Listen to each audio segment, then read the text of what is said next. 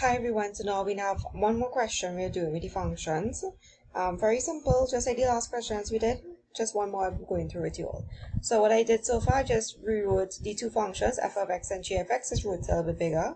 F of x is a half x plus 5 and g of x is x squared. So for part 1, we want to find, part 1 they're asking us to find g of 3 plus g of negative 3. Now remember, how do we find when we have a number in place of x? We just substitute a number in place of x, right? So in this case, we need to find out what g of 3 is and then what g of negative 3 is and then add the 2, right? So g of 3 would be 3 squared, right? Plus g of negative 3 would be negative 3 squared. So that will be 3 squared is 3 by 3, which is 9, plus negative 3 squared is negative 3, times negative 3, which is also 9. So it would be 9 plus 9, and that would be simple so far, right? Alright, so now part 2, we want to find f inverse of 6. First things first, we need to find f inverse of x. Remember, we did a question just now. So, just like before, you're going to do step 1, step 2. So step 1, you let y equal to the function. So y is equal to a half x plus 5. So that's step 1. We are going to interchange x and y. So you will get what? X is equal to a half y plus 5. And now, let's just get some space here. And then we're going to do step 3, which is we're going to make y the subject. So just flip in the formula there. Y plus 5 is equal to x. So a half y is equal to x. Opposite of adding 5 is take away 5. Right? And now we need to get rid of this a half from here. So remember, this is a half times y is equal to x minus 5. So that would be y is equal to x minus 5 divided by a half. Right? So you could actually go a step further to show you that, okay, remember division turns to multiplication. And then you have to flip the fraction, right? So 2 over 1. So this is really x minus 5.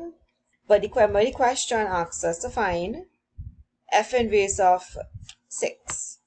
So f inverse of x is x. I'll use this just for those who would have been stopped there, right? Because some people may not have reached this point here. That's alright. So x minus 5 divided. Alright, sorry there, and you might just stop working. So right, x minus 5 divided by a half. We're using what we from here, right? So wherever we see x, we just replace it with 6. So x minus 5, that'll be 6 minus 5 divided by a half. So that's 1 divided by a half, which is 1 multiplied by 2 over 1. So this would be 2. Simple so far, right? And then we just have one more piece to do. Now we need to find fg of 2. So let me just rewrite that question where we have space. So now the last part 3, we want to find fg of 2, right? So I'm just going to decide I'm going to write what f of x is, and I'm going to rewrite what g of x is, just so we have that information. So f of x, just going back to check, a half x plus 5, and then we have x squared for g of x.